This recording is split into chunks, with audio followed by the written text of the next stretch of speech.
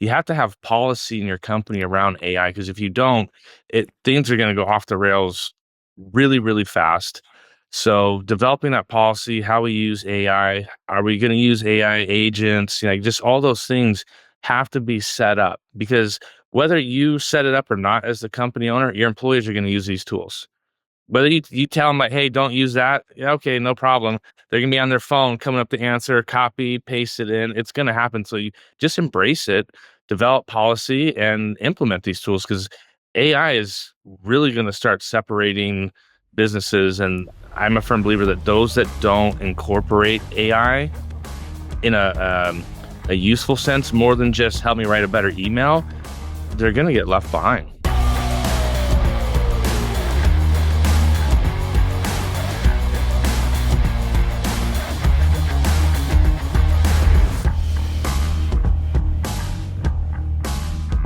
Friends, welcome back to Peter Lohman's podcast. We're back on the air today. Thank you for tuning in. I'm here with my guest and business partner in Crane, Wolfgang Croskey. How are you, Wolf? I'm doing well. Glad to be here. Always great to be on the podcast, and it's just a lot of fun. Yeah. So you've been on the show at least once or twice, maybe twice before, and this episode is going to be syndicated out all over the internet through Crane and through probably some of our personal social pages. So if you want, you can check out the video version on YouTube. So yeah, this is going to be a fun special episode. The big news, which we'll just touch on briefly, and then we're going to get into the meat of it. The big news is that the Crane application window just opened. So if you haven't heard, Wolf and I run a paid private community for property management business owners and operators. It's called Crane. We have about 120 members in the community, all working together to improve their businesses and get back control over their time. And we only open up this window twice a year for about 10 days. So you're going to be hearing a lot of talk about Crane over the next few weeks through a newsletter and everything else. But I just wanted to, get the word out there for folks who, I know there's a bunch of people on the waiting list and a bunch of people I've run into who have said they want to, get in once it opens up again. So this is your official notification. It is. Yep. You just go to joincrane.co, and application button is right there in the menu, also on the homepage. And we would love to have more people join the community. We're looking for, members that have over 100 doors. They have employees. They've been doing this for a while, and they're looking to be around some of the best operators in North America. We do have members in the US and Canada. So we are an international group, some really great conversations, and everybody just working to achieve that one thing, and that is freedom of time. And we think that we have some of the best people around that are accomplishing that. We're talking about people that are taking 4 weeks off from their business, like off, detached. They don't even know what's going on. So that is amazing. Yeah. So we're going to sprinkle in some Crane updates throughout the episode. But Wolf, I need to talk to you about AI because I've been really busy and I have not had time to check on the AI news this week or even this month. And things are changing super fast. It's exploded beyond, just another Chat GPT update. There's all kinds of stuff going on. So let me, I've heard some discussions about how AI is like a threat to a lot of business models. And I'm curious, like, what's your take on this? Do you think that's true? Do you think some of these companies, like software companies, need to be worried, or how should I be thinking about this? I don't know if words necessarily the piece, but they definitely need to embrace and understand why somebody may choose, and what you're referencing as an AI agent, opposed to signing up for their SaaS model. Because for a lot of people, they're like, I pay this amount per month for this software, this software, this software, this software. Here in the PM space, it's just adding up. And, the economy we're in, people are analyzing their expenses a little bit tighter. And so people are like, well, if I can just have this AI agent that runs 24/7 and does one specific task really, really well, I don't need the SaaS. Because for the longest time, SaaS was kind of that hired employee that did certain work it enabled you to do more, and you paid a subscription, you accessed it, and life was great. Well, now you can kind of have your own SaaS, right? The AI agent on some of these is writing its own code and, can do things for you. So I think if I was a SaaS company, I wouldn't be worried, but I would recognize that the cheese has moved. And I would look at, how do I make sure that my SaaS can play nice with as many of these AI agent platforms as possible, so that people can still plug in and work with what we're doing. Because most of the SaaSes out there are very, they have a niche focus, right? I guess that's redundant, niche focus, but yeah, they're focusing on one specific industry. And so if I can, for example, get my AI agents to connect with my Appfolio, that'd be great. Right. Hmm. It'd be phenomenal. And I think companies need to embrace that concept, because those that don't, people are just gonna create their own code. It's like a lot easier now. Yeah, like so from the perspective of a property management business owner, great. Where can I get started? What's a SaaS company, expense I can eliminate? And maybe let's not pick on our PM vendor friends, but some of the other No. SaaS softwares, like I don't know, I'm looking at my, browser here, like Retently, I've got a CRM that I pay for, Zapier, I've got 90.io that we pay Calendly's one. for, Calendly. Is it realistic that I'm going to be able to cancel some of these subscriptions in the near future, or like how can I take advantage of this? Yeah, I'm already looking. I'm not going to name names, but there's two that I'm looking at, because I saw, people are talking about, I can tell this service where I'm one, it generates the code, and people are like making video games right now. And I think that's kind of entry level, but I'm looking at some of the SaaS that I pay for that really is, it only does like one specific thing. It's a pretty simple user interface, which honestly, I don't really log into anymore. I set it up and then it just runs. Hmm. That's prime category for trying to develop your own AI agent to do that. So, but yeah, I think there's going to be a lot of people that get rid of some of their SaaS subscriptions in exchange for some AI agents that they have built out. I think if you're a consultant of any degree in the small business or medium business area, learning and understanding AI agents is going to be really important, because I think people are going to be asking, like, hey, can you help me build an AI agent that does X?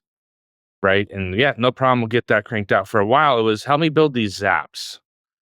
I think that's going to change to help me build AI agents and get them, rolled out in our company, because I have, specific needs. I can't tell you how many times I hear people say, yeah, I really love this software, but I wish it could just do this. Well, I'm gonna get an AI agent that does that, and hopefully it plays nice with that other piece of software. The problem companies are going to have is that they don't have an AI policy. At the systems conference, I did a whole session on rolling out AI. And I don't mean like the latest note taker or the tool that's going to make better videos, but how do we roll out AI in our company?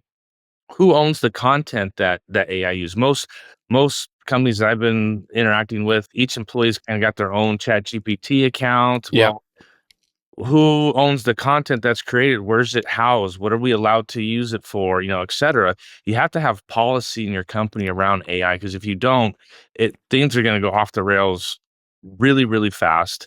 So developing that policy, how we use AI, are we going to use AI agents? Just all those things have to be set up, because whether you set it up or not as the company owner, your employees are going to use these tools. Whether you tell them like, hey, don't use that. Yeah, okay, no problem. They're gonna be on their phone coming up the answer, copy, paste it in. It's gonna happen. So you just embrace it, develop policy, and implement these tools, because AI is really gonna start separating businesses. And I'm a firm believer that those that don't incorporate AI in a useful sense, more than just help me write a better email, they're gonna get left behind. I saw Jotform just came out with a bunch of AI agents. There's been a number of AI startups, like prop tech companies, that have been making some headlines. What are you seeing out there? Have you played with any of this stuff? So I've been playing around with we use Jotform for things. So I've been using theirs, and it's cool. It's going to be pretty generic. I don't think that it's going to do more than just almost like their forms. It's pretty basic stuff. But you get into Auto GPT is one, Auto Gen is another one. Microsoft Copilot, they're really doing a lot. As much as I'm not a Microsoft person, but they are doing a lot to this whole component around your AI agent is there to, help you. I remember the days of like when the internet was starting, Ask Jeeves, right? And they positioned Jeeves as like the butler.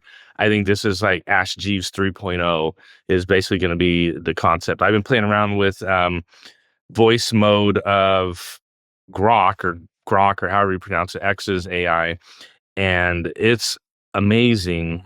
The speed, how clear, the research capabilities. Most of the AI models now have what they call a deep search or deep learning mode. So all that's going to be playing into this. So yeah, I mean there's no shortage. But if you want to start, I think the Jot form is a good one. It's very easy. It's simple. Doesn't require What does any it do? advanced skills. So the Jot form agent, they have a couple of different AI tools, but the AI agent that they just released is really going to be around customer service and you loading this on your site. And I'm sure some people have already experienced this where they go and like, hey, I'm the AI customer service agent for company X. What can I help you with? You put in your question and it goes back and forth. And ultimately it can schedule appointments. It can do a lot of things.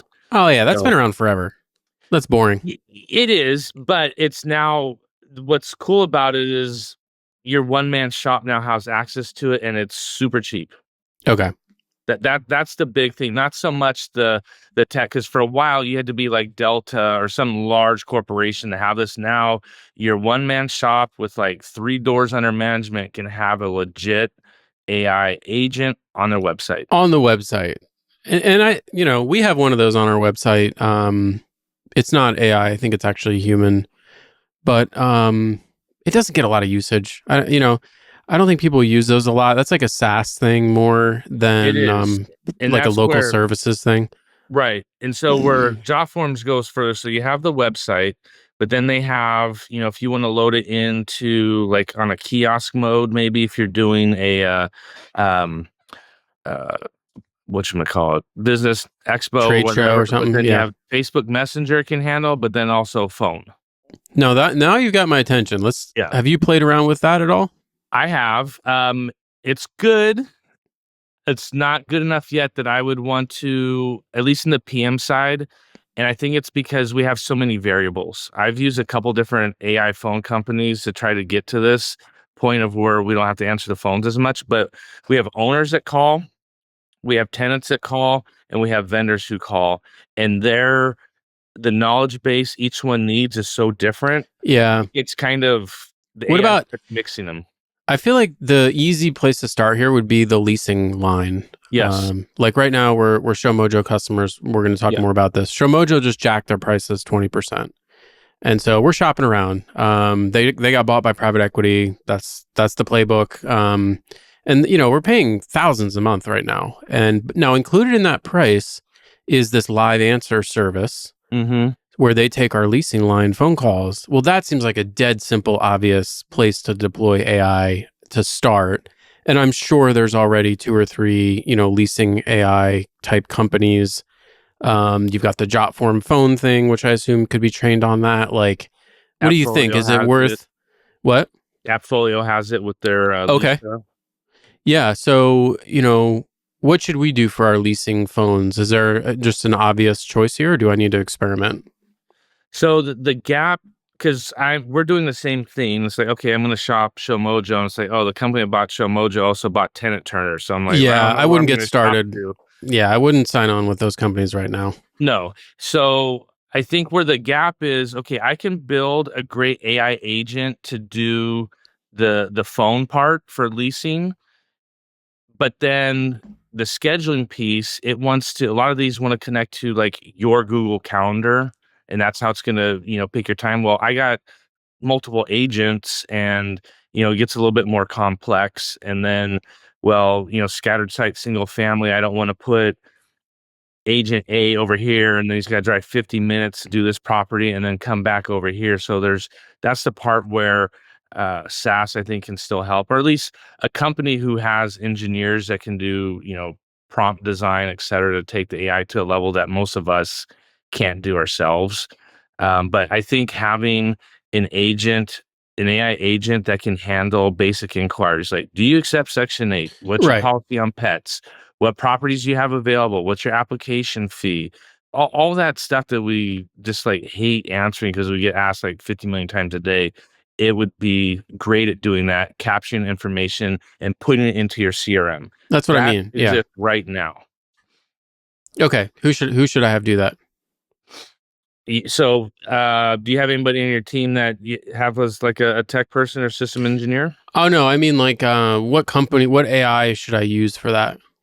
Oh, so I think you could do it with the jot form.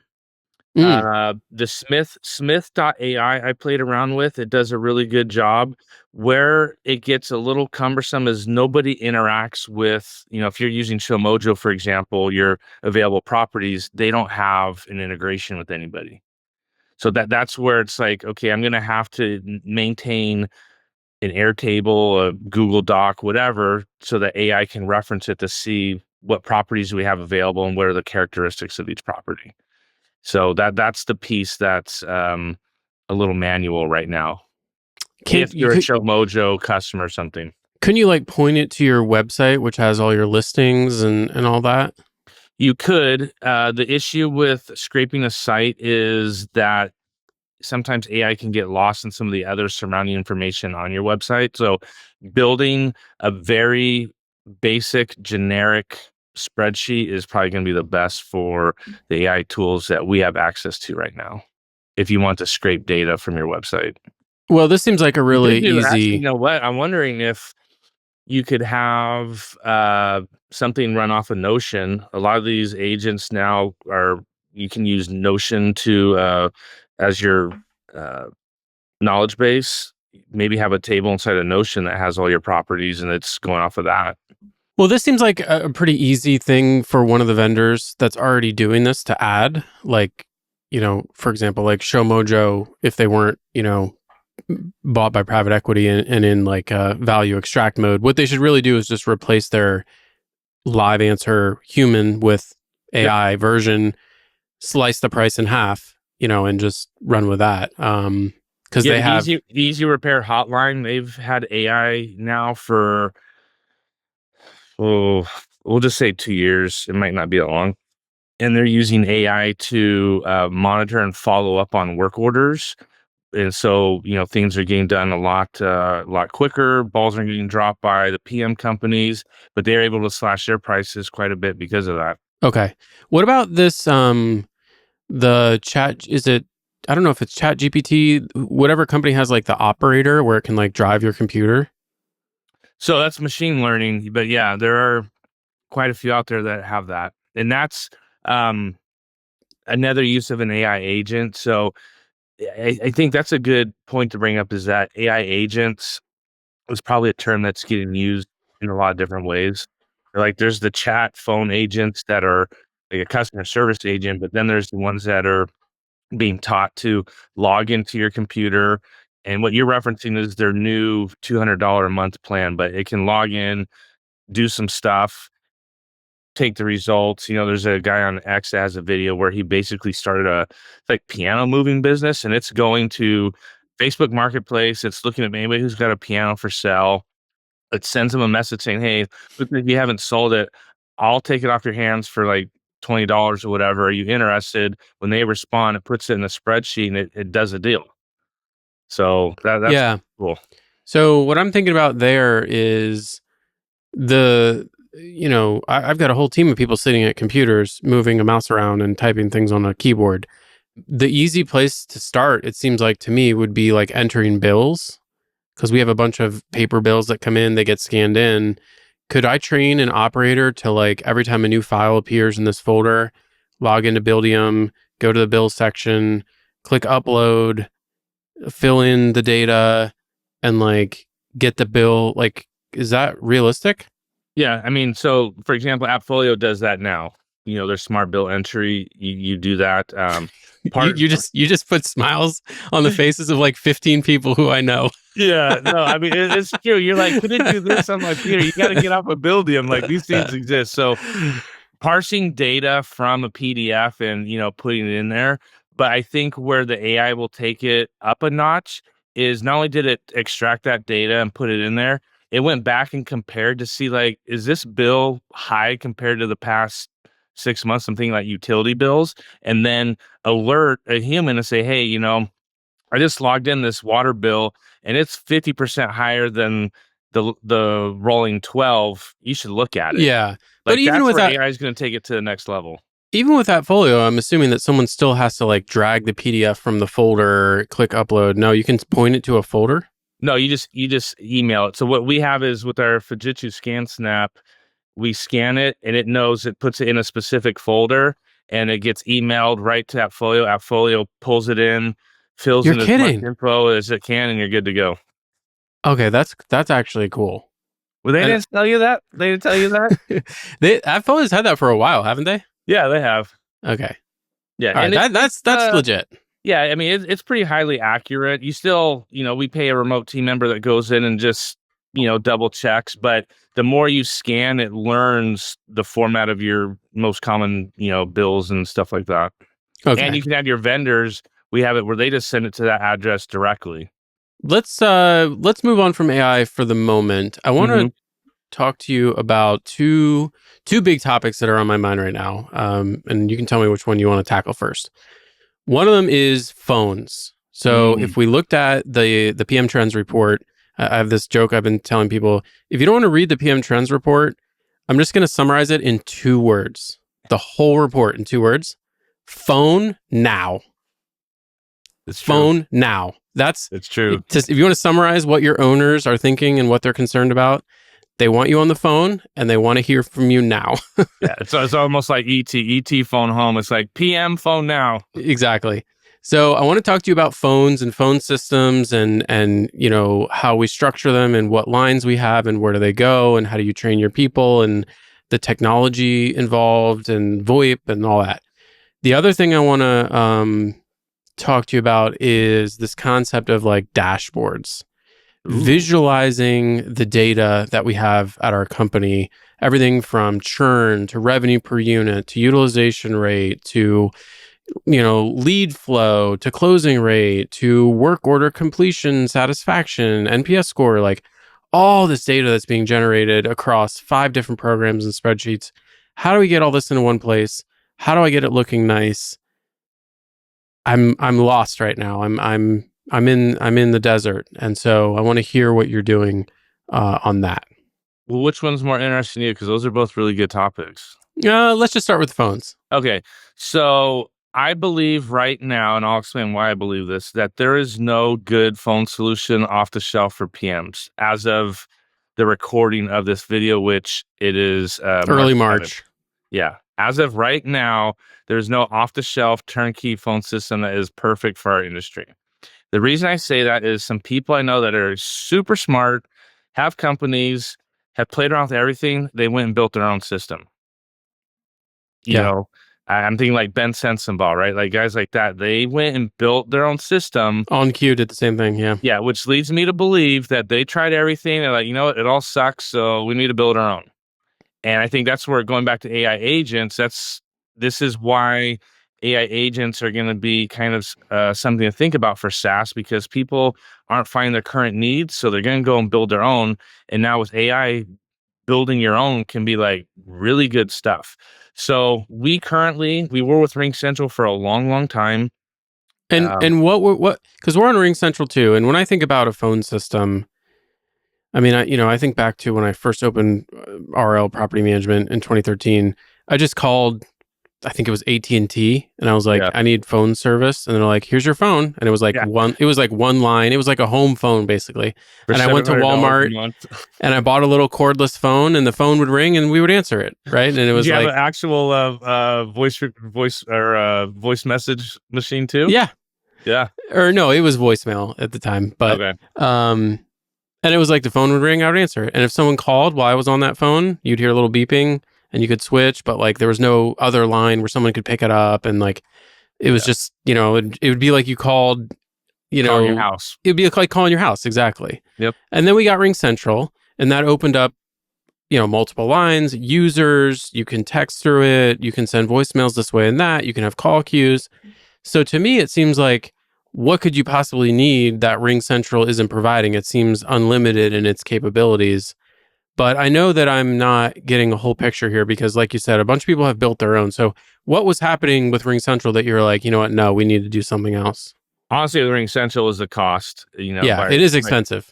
It had no problems with the quality. I know some people complain about, but I think it's they don't understand the concept of latency and how when someone makes a phone call, it goes across copper wires and then it jumps into the VoIP system, and every hop introduces delay.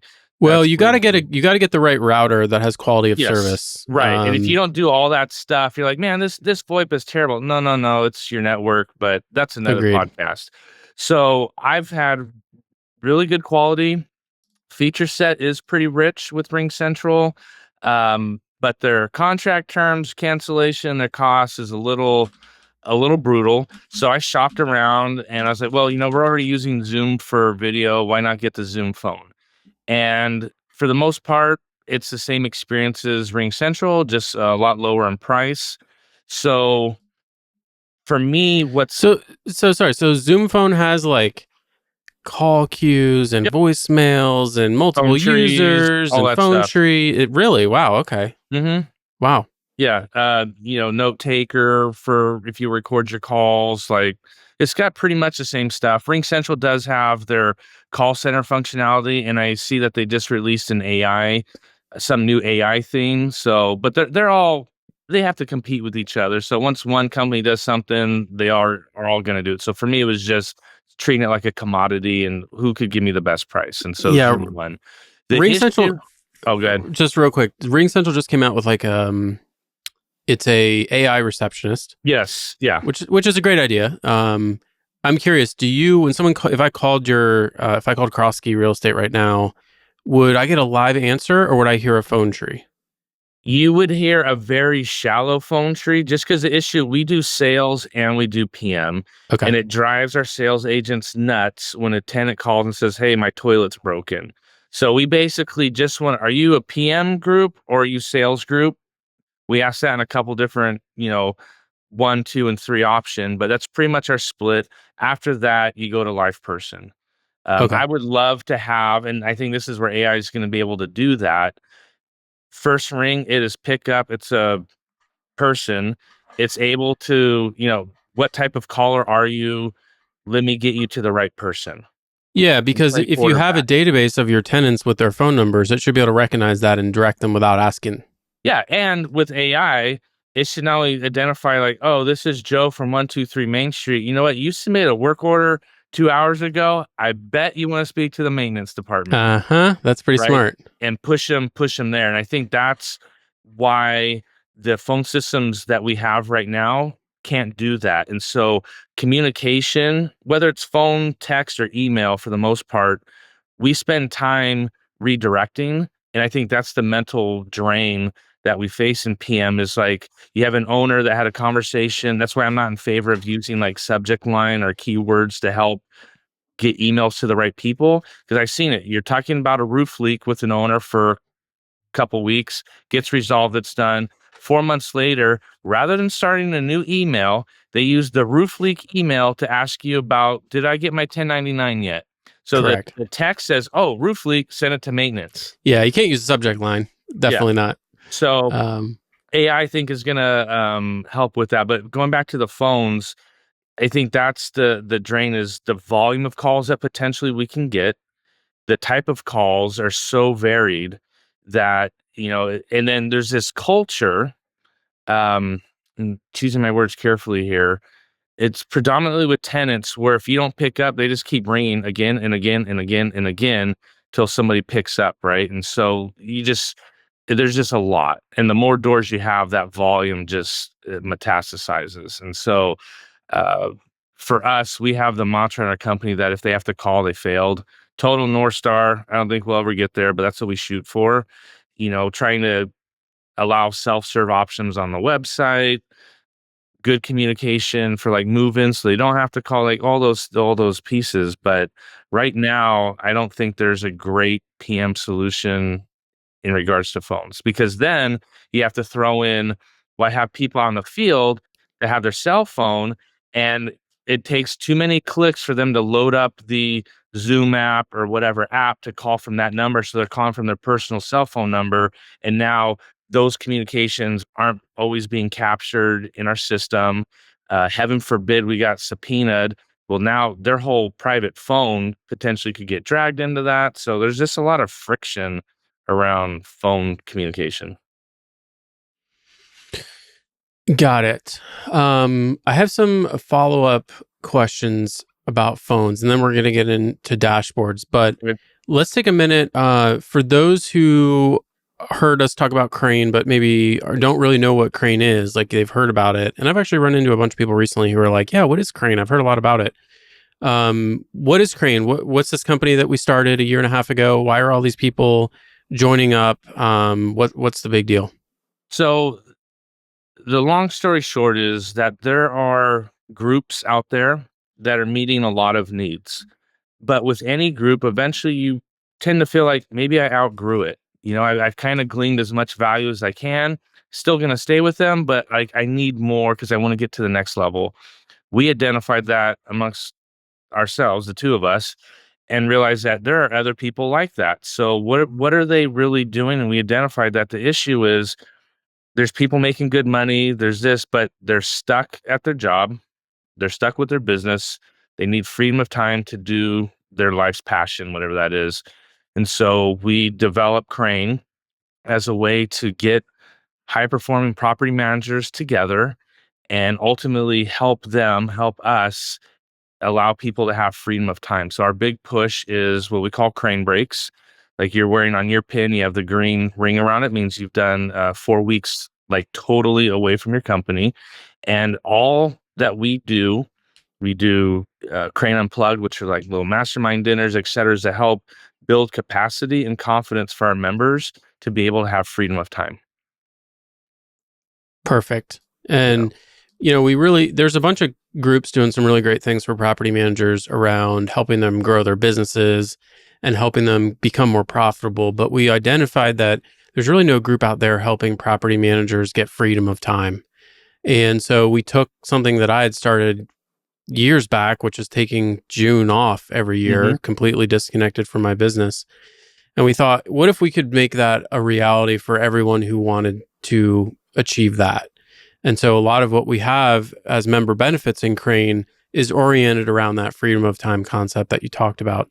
So, everything from low cost or free RTM hires to Crane dinners where you're masterminding with other successful property managers, to the online community that we have, to the My Notion template, which we make available. You have all of your Lead Simple templates in there. Like everything that we've curated for Crane members is around this concept of helping you implement what you need to in your company and in your personal life to set you up for business success and for time freedom. So it's a premium, paid community mastermind type thing, which, I know there's a lot of those.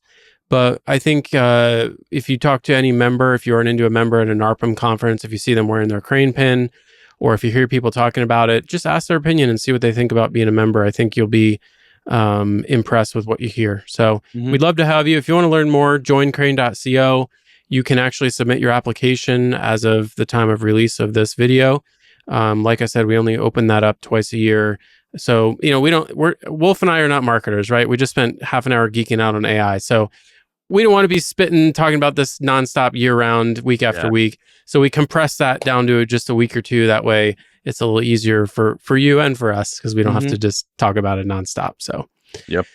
all right. So, okay. So back to the phones. The idea of like, if someone has to call, there's a problem, or like the North Star is, Yeah. trying to reduce calls by providing everything they would need up front. Definitely agree with that for residents. For owners, my thinking has shifted a little bit on this, Mm, partially from the PM Trends report and partially from visiting. Went and visited the offices of OnQ Property Management in Phoenix earlier this year, and was really blown away by that operation. And it helped me get clear that so much just becomes easier when you orient your business around the phone.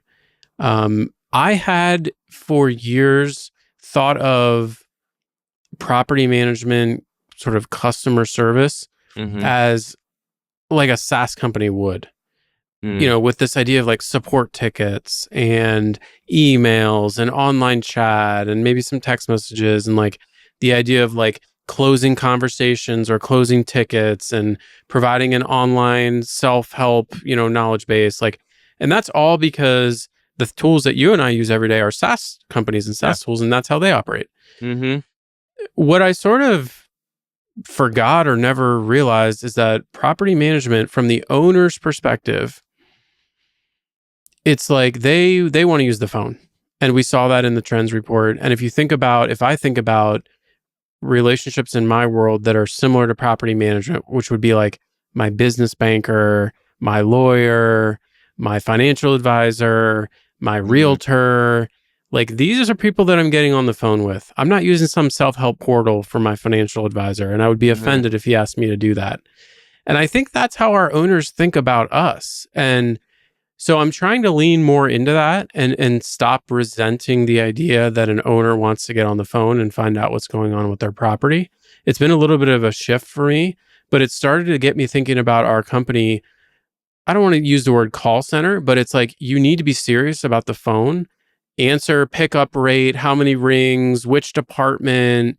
And Yeah, also tied in with it is this idea of like the owner having a single point of contact, which is something that I've resented and resisted for 12 years now. But I might be coming around on this because it's just so clear that's what they want. No matter mm-hmm, how irrational I think it is or how much I don't think they should need it because they can go online and see everything. And wouldn't you want it to just talk right to the expert? But we're yeah. just hearing from our owners. They're like, I don't know who to call. Or every time I call, I talk to someone different and I don't really know. So there's a lot that I'm processing still with all of this, but that's some of what I'm thinking about. No, I do agree with that, especially with this conversation of are you a property manager or asset manager, like that Hmm. conversation. And if we want to be seen as more than just the person who fixes tenants and toilets, having conversations is part of that. And so, like, one thing that we've implemented this year is that if the repair, because we have our not to exceed, but then there's that gap between not to exceed and where we would really like to not to exceed, but it's an issue. Anything at that point and above, you have to do by phone. No email, no text. Just pick up the Mm, phone because they're gonna have follow-up questions, they're gonna yeah. whatever. And you just have this ping pong that not only does it delay your speed of repair, it just starts pissing everybody off because everybody's tired of it. So for us, it's $2,000. At $2,000 or more, there is no text or email. You pick up the phone and just Yeah. do it. Yeah, the idea. I've told this story once before, but I have a friend of mine who's a financial advisor, and years ago I was having a problem with customer service at the management company, and I said, "What do you do when a client emails you and they're all angry, or emails you a question?" And he looked at me like I was a first grader, and he goes, "I call them," Mm. and I was like, "Oh, yeah, that makes sense." That's He's what we like, do too. I was just double checking. exactly. Because I was trying to ask him about like how to email and stuff, and he's like, I call them. Like Yeah. he was like, it was really funny. I was like, oh yeah, okay, call. Don't email back. Just call. But I think the sort of follow up that takes that to the next level is when every time you get off the phone with an owner, you send them a follow up email. I'm trying to train our team to do this, where it's like every time you get off the phone with an owner, you send a follow up email and you just say, "Hey, Mr. Owner, just confirming what we discussed. You're going to have the keys ready on thus and such day. We agreed we would, go there to do photos on this day, whatever it is." And that's another thing where I think AI could be really helpful is like, I could build you a Zap that does that for you right now. I'm going to do that as soon as we hang up because Okay. like when I hang up the phone, I want a draft email to appear in my drafts that Oh, okay. basically is that email. I give it a once review, I tweak a couple things and I hit send. Yeah, Um, that part's a little bit hard because of call recording laws. We're in California, so it's like hard. But as far as we're a being a task, single notification state in Ohio. there you go. But as far as like every time a call's done, a new task pops up in their lead simple saying send the follow-up email so that they have that. Like that's totally doable. But no, I agree. So because we have that right now with the video calls, right? Like for me, Hmm. I have it sub it and not just sending like here's the recording, but mine actually drafts a customized email like it's Wolf. It's pretty good. Why can't I have that for phone? Oh, totally. Yeah, and like it should be short. Like there should be a limit. Like it's like, listen, 3 paragraphs worth. Yeah. That's it. It basically Max. come with a rule like 1 paragraph per 10 minute of phone call. Hmm. Yeah, and bullet points. Yeah, just real short. You could draw. I can picture the prompt right now. But yeah, and so all of our calls are recorded through Ring Central automatically Hmm. because we're single party notification, but we notify anyway. Like if you call our thing, it says Yeah, this call's being recorded and all that. So I feel like that should be doable. I don't know if I think it's anyway, so totally it's doable. right. We're right back to the phone thing where it's like, this should be built into the phone, system tied in with, Lead Simple or whatever our other, softwares are so that we have a record of these conversations. Because that email that I want my team to send after a Mhm. phone conversation with an owner, that needs to go out through the shared inbox so Yes. that everyone can see. Yes. And it needs to be tagged with the owner Yep. so that it's tied to that conversation history. And Yeah, not I only can. that, it should then give sentiment of call and give you kind of a grade so that you can use it for training purposes to like help improve people's phone skills. Yeah, and it should like tag a supervisor if the sentiment was below 5 or whatever, Yeah. just for them to just double check, see what's going Hmm. on. All right, I think we got that all figured out. So just somebody build that, and Yeah. I think we're done. Yeah. To me, it really doesn't seem hard, but what do I know?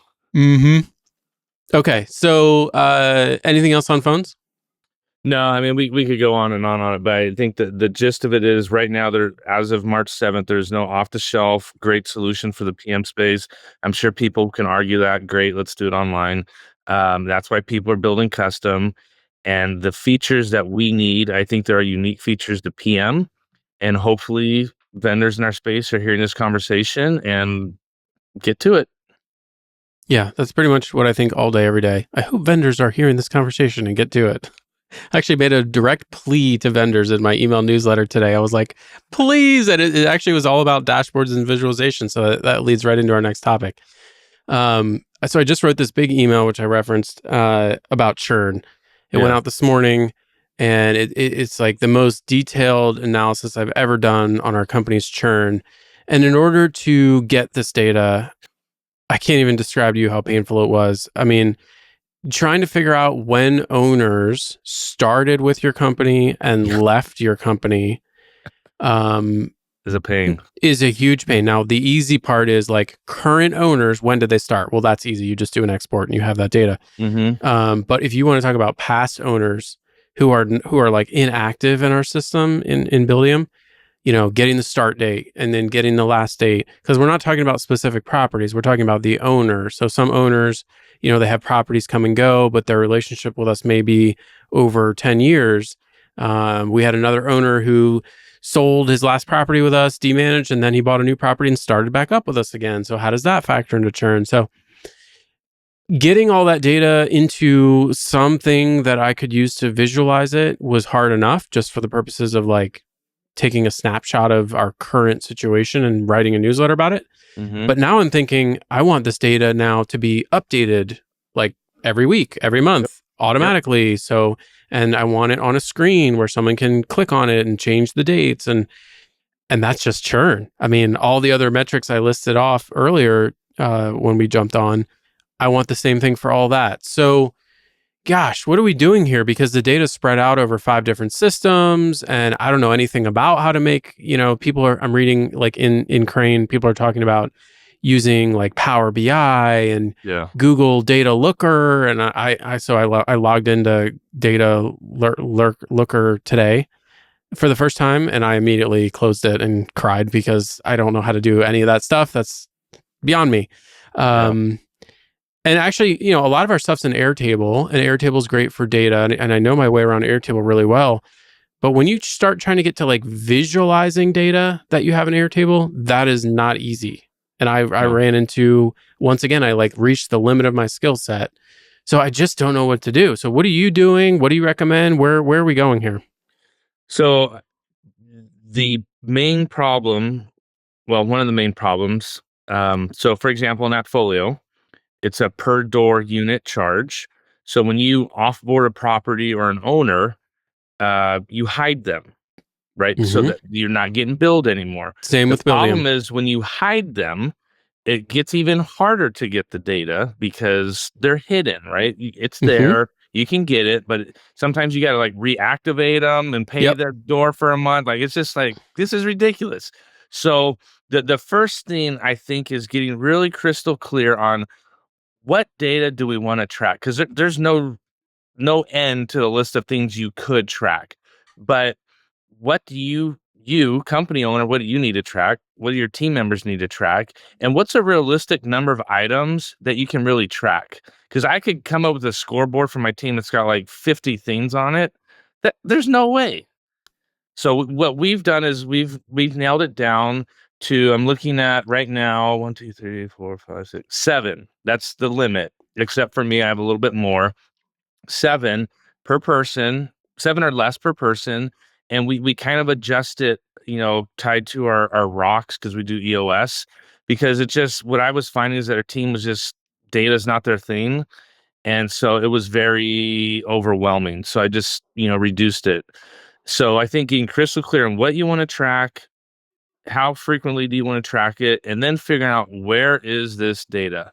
So I've figured that out. I created Loom videos, and I pay our remote team member that helps us with like some bookkeeping and that kind of stuff. She likes data. Great. I'm going to teach you how to do it.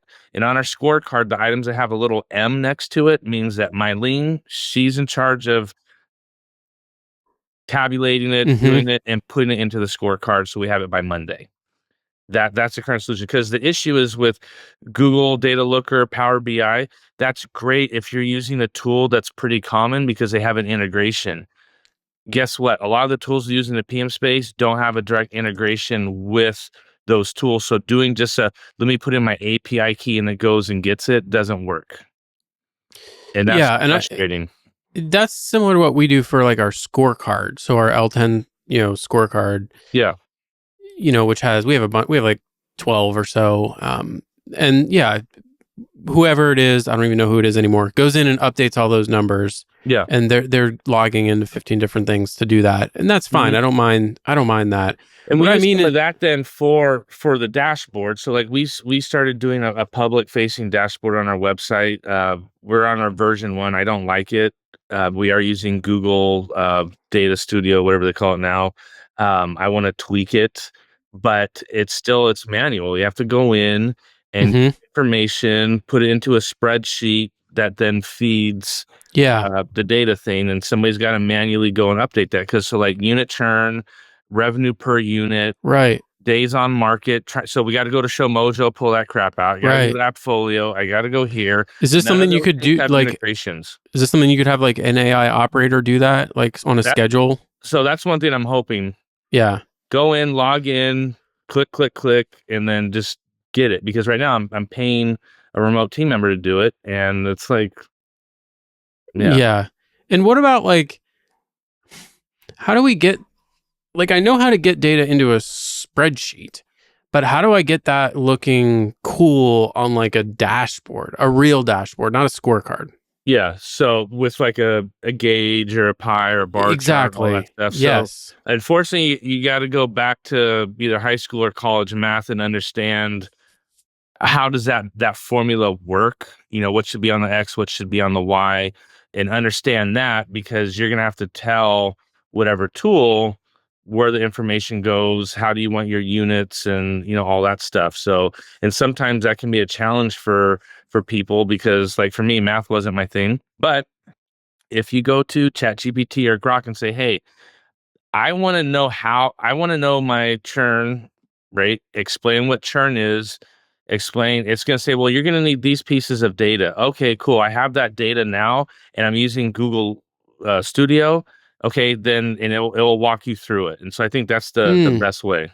is use Google. And I heard that OpenAI now has in their language model all of Khan Academy, which is I was a school teacher. That's was what we deferred students to for like math tutoring, right? Hmm. So, um, yeah, just ask it like, hey, how do I calculate this?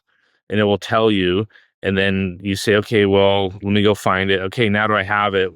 I want to put it in Excel. What's the Excel formula? Oh, here it is. Copy and Hmm. paste it and just go from there. I think that's the best way to have somebody be taught how to build a dashboard for them. But the Google Studio thing is where I would drive people just because of um, accessibility, both cost and skill set.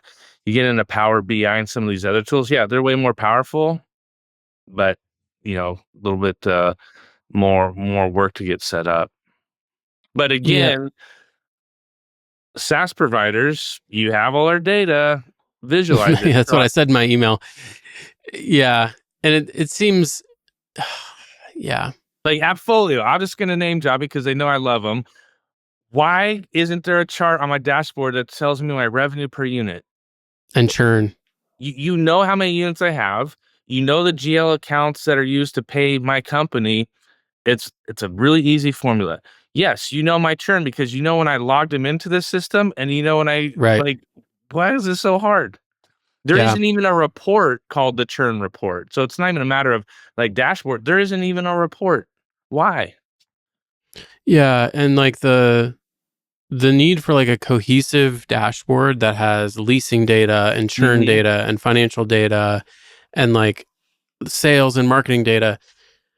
Oh man, it's frustrating. Like I really want that to exist, and I don't know that I'm gonna maybe have to just pay someone to make this for us because I mean I couldn't even figure out. Like I said, I got logged into that Google Looker Data Studio thing, and I just almost immediately closed it. It's Yeah, so complicated, and like how do I get the intimidating. data? How do I get the data in there? How do I build the things? Now Yeah, I can build a nice little chart in Google Sheets, but that's such a manual thing, and it's never going to look great. It's just like it's just a chart on a yeah, spreadsheet. yeah. Now, um, I don't think we signed an NDA, but I still won't mention their name just in case I'm not supposed to. There is a provider in the PM space that's working on visualizing operational performance. Hmm. Started doing their thing. Some really good conversations coming from that. But again, it's only tied towards your operations piece. It's not pulling in like my Show Mojo data, which that's fine, right? But I think until we get crystal clear on, well, what should universally be on a PM dashboard? Because I think that's We are clear on that. we are now. I think you and I will just Yeah, define. We've got the PM operations standards. right. Plus, you and I will just finish out that list. And Yeah. So I think when that has been identified, like what really are the metrics that help a company improve? When that gets identified, and maybe that's why SaaS hasn't built anything because everybody's giving them their Christmas list and it's so different. But I think there's just some real core 10 to 20 yeah, metrics that everybody needs, and let's just get this thing going. yeah, I definitely think there's a market for a tiny little SaaS thing that is this, and you just plug in all your data sources. Mm-hmm. I mean, okay. Because there's only like what, four property management softwares. There's two workflow softwares. There's two leasing softwares. So like that's eight sources that you have to glean together and make a dashboard. Plus QuickBooks and Plus Zero. QuickBooks, which already has open integration. So like Yeah. that's done. Okay, let's finish up with something a little more light. I want to hear about what conferences you're going to this year, like over the next 12 months, and then what conferences, if any, you're sending any of your team members to. Yeah. So going to broker owner, or we just came back from broker owner, Yeah. depending on when you watch this. That's a standard. It's a great place to network and get caught up with people and have those hallway chats. Um, Going to Property Meld's MX Summit, and I am bringing a maintenance tech with me, not coordinator, but one of our techs, because that conference is really doubling down on being a maintenance conference and having content for all the different people in around Cool. maintenance. So excited for that. Uh, I'll be honest, I don't know yet about NARPM National. I'm still debating that one. Uh, PM Systems Conference, yeah, I have to go to that one because I Hmm. co-own it. That's in January, but really excited about what we're doing there. That's about it so far. Are you going Off to the the list. future, Appfolio Oh, Future? yeah. Yes, Yeah. we are going to Folio Future. That's how could I forget about that? Yes, we'll be there. I'm actually really excited about that one. Broker owner, I'm actually on a panel with the Appfolio team talking about AI. Hmm. So yeah, it's good. But yeah, that's my list. Nice. So I'm broker owner, of course. I'm bringing my VP of Ops, Brennan. And then I'm doing this Grand Canyon hike with a bunch of property management Mm, folks in June. We, of course, have our crane retreat in June, yes. an all member 2.5 day crane break, basically, for our Mm-hmm. members, part of included in membership. That's in Colorado. And then in the fall, I'm also going to be at the Property Meld Conference, MX Summit, and I'll be at Appfolio Future. And I am not going to NARPM Nationals this year. It'll be my first time not going in a while. And that's about all I've got right now. Mm-hmm. There's no, there's, that's, yeah. And we're going to definitely send some folks to the systems conference. And I'm going to send 2 team members to the national conference, even though I'm not going myself. And then I'm bringing our maintenance coordinator and our director of maintenance are both coming to the MX Summit. So Yeah. got a full roster for team members hitting up conferences, which I really like doing that. I think it's a shot in the arm for them. They get to, ride the coattails a little bit of people who know me, and they get to just feel like see what's going on in the bigger world of property management. Yeah, I've actually been at an event where you weren't there yet, but some of your team members there, and everybody's like, "So what's it like working with Peter?" And I was like, "Oh, well, this ought to be good." I left so that way they could speak Oh, freely. I was But hoping yeah, you had captured that on your Plod device so I could hear what they said, but no. How do you like your plot device? I like it a lot. I've been using it more. I've been remembering to use it. I'm getting a lot out of it these days. Yeah. I think that actually could be a tool for, going back to the phone conversations to email, like that could be a gateway. I'm using Hoop, which I really love because they actually got away from, they no longer use an AI bot to attend your calls. It's now on your computer. And so I was like, wait a second, can I use this for my phone calls? The problem is it only listens for tasks that Wolf needs to do. It doesn't create summaries really. So Okay. we'll play around with that. But yeah, Plod could be a Neat. gateway for that. Yeah. All right. Well, we're going to wrap it here. Go check out joincrane.co. We'd love to see you inside the community. We keep it pretty curated, but if you apply, Wolf and or I, actually both of us, personally review every application. Yep. And so we'll take a look, and we'd love to see you in there. All right. Have a great week, Wolf. We'll see you. If you like the show and want to get connected to the community, you can follow me on Twitter @PSLoman and subscribe to my email newsletter on my website, peterloman.com. I try to share as much valuable property management content as I can on a regular basis. Thanks again for listening, and have a great week.